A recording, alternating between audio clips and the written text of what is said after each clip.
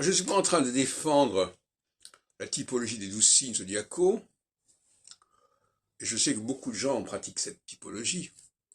En soi, c'est une bonne chose. Savoir que les gens sont du Sagittaire ou du Lion, ou du Verseau, etc., pourquoi pas. Le principe est bon.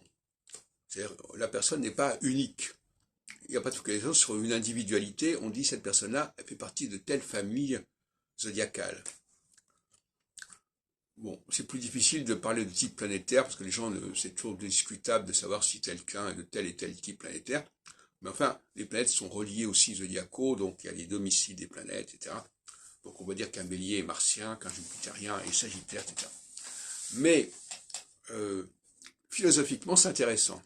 Bon, maintenant, dans la pratique, c'est assez discutable. Alors moi, j'ai remplacé ça par les topiques sensoriels, qui ne sont pas de l'astrologie, proprement parler, mais qui en font partie dans le cadre de ce que j'appellerais une anthropocosmologie, où il faut combiner les données astrologiques avec des données anthropologiques, c'est-à-dire notamment le fait d'être un homme ou une femme, c'est une donnée absolument incontournable en astrologie et qu'on ne peut pas évacuer. Alors je me suis heurté à une époque avec Didier Gélin là-dessus et son groupe en disant on ne peut pas interpréter un thème astral sans savoir si quelqu'un est un homme ou une femme et en sachant ce que c'est qu'être un homme ou une femme. En tout cas, il y a une certaine définition qu'on ne peut pas reporter en disant oui, on va regarder le thème astral pour savoir qui est la personne. Non, il y a des données sociologiques, ethnologiques, anthropologiques qu'il faut intégrer en astrologie.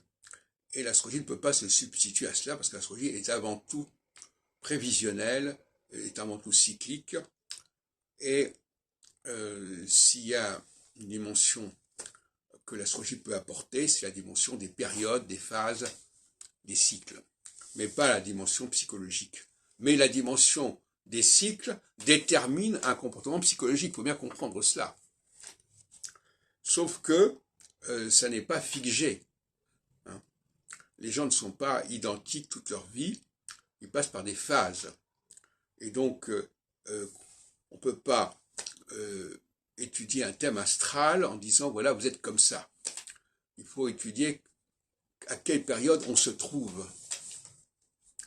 Et de toute façon, de manière générale, dans une certaine période, on est tous logés à la même enseigne, on est tous marqués par un certain état d'esprit, un certain zeitgeist, un état du temps, et c'est ce qui nous permet d'ailleurs de faire société. Donc, bon, Michel Gauquelin a travaillé sur les types planétaires. À mon avis, je suis tout à fait en désaccord avec lui.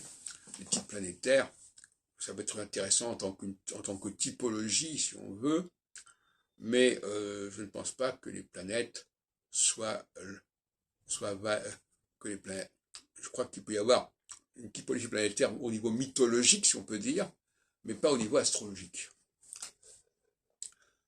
Donc, croire que, comme Michel Gauquelin l'a cru, il allait pouvoir démontrer l'astrologie en montrant que les gens qui sont nés sous Jupiter ont un comportement jupitérien et que les gens qui sont nés sous Saturne ont un comportement saturnien, ça n'est pas sérieux.